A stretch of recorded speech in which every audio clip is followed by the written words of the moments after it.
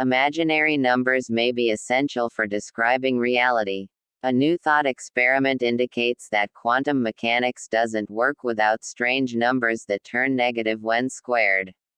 Mathematicians were disturbed, centuries ago, to find that calculating the properties of certain curves demanded the seemingly impossible: numbers that, when multiplied by themselves, turn negative. All the numbers on the number line, when squared, yield a positive number: 22 equals 4, and minus 2 equals 4. Mathematicians started calling those familiar numbers real, and the apparently impossible breed of numbers imaginary.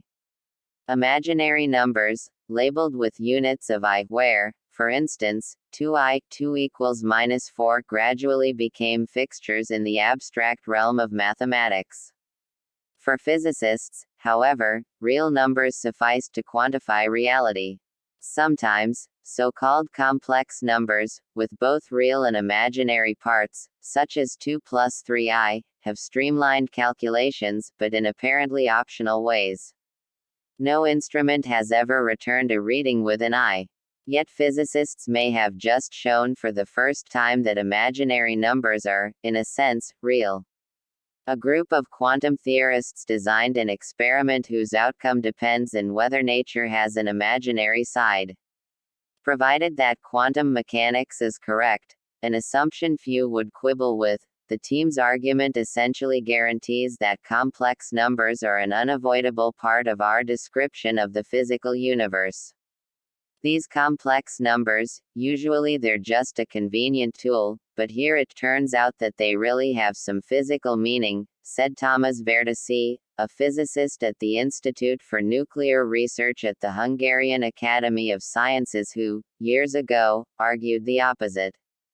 The world is such that it really requires these complex numbers, he said. In quantum mechanics, the behavior of a particle or group of particles is encapsulated by a wave-like entity known as the wave function, or Scie. The wave function forecasts possible outcomes of measurements, such as an electron's possible position or momentum. The so-called Schrödinger equation describes how the wave function changes in time, and this equation features an I. Abstractions navigates promising ideas in science and mathematics. Journey with us and join the conversation. See All Abstractions blog. Physicists have never been entirely sure what to make of this. When Erwin Schrödinger derived the equation that now bears his name, he hoped to scrub the I out. What is unpleasant here, and indeed directly to be objected to, is the use of complex numbers, he wrote to Hendrik Lorentz in 1926. Psi is surely a fundamentally real function. Schrödinger's desire was certainly plausible from a mathematical perspective. Any property of complex numbers can be captured by combinations of real numbers plus new rules to keep them in line, opening up the mathematical possibility of an all-real version of quantum mechanics. Indeed, the translation proved simple enough that Schrödinger almost immediately discovered what he believed to be the true wave equation, one that eschewed I. Another heavy stone has been rolled away from my heart, he wrote to Max Planck less than a week after his letter to Lorentz. It all came out exactly as one would have it. But using real numbers to simulate complex quantum mechanics is a clunky and abstract exercise, and Schrödinger recognized that his all-real equation was too cumbersome for daily use. Within a year he was describing wave functions as complex, just as physicists think of them today. Anybody wanting to get work done uses the complex description, said Matthew McCaig, a quantum computer scientist at the Queensland University of Technology in Australia. Yet the real formulation of quantum mechanics has lingered as evidence that the complex version is merely optional. Teams including Vertessy and McCaig, for instance, showed in 2008 and 2009 that, without an I in sight, they could perfectly predict the outcome of a famous quantum physics experiment known as the Bell test. The new research, which was posted on the scientific preprint server archive.org in January, finds that those earlier Bell test proposals just didn't go far enough to break the real number version of quantum physics. It proposes a more intricate Bell experiment that seems to demand complex numbers.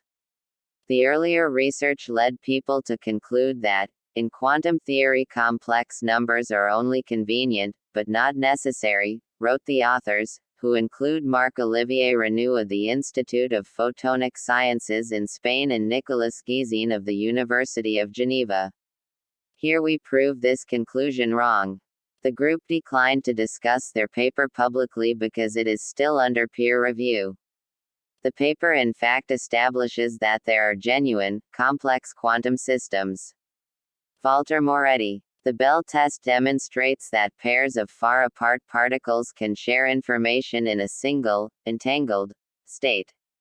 If a quarter in Maine could become entangled with one in Oregon, for instance, repeated tosses would show that whenever one coin landed on heads, its distant partner would, bizarrely, show tails.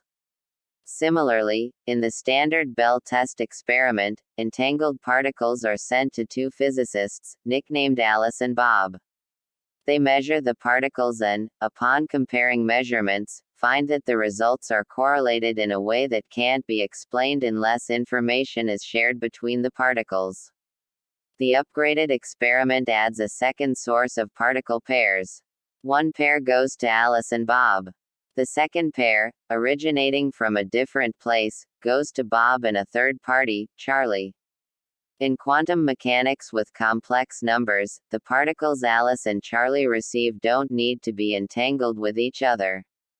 No real number description, however, can replicate the pattern of correlations that the three physicists will measure.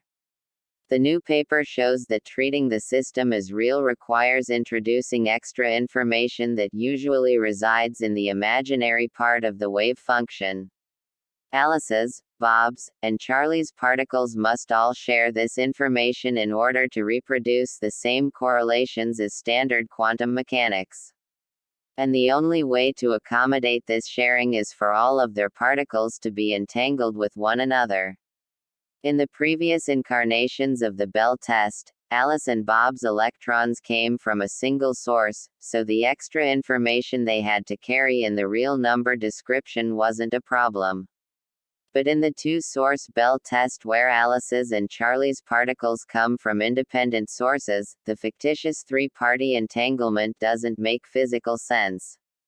Even without recruiting an Alice, a Bob and a Charlie to actually perform the experiment that the new paper imagines, most researchers feel extremely confident that standard quantum mechanics is correct and that the experiment would therefore find the expected correlations. If so, then real numbers alone cannot fully describe nature. The paper in fact establishes that there are genuine, complex quantum systems, said Walter Moretti, a mathematical physicist at the University of Trento in Italy. This result is quite unexpected to me. Nevertheless, odds are that the experiment will happen someday. It wouldn't be simple, but no technical obstacles exist. And a deeper understanding of the behavior of more complicated quantum networks will grow only more relevant as researchers continue to link numerous Alices, Bobs and Charlies over emerging quantum internets. We therefore trust that a disproof of real quantum physics will arrive in a near future, the authors wrote.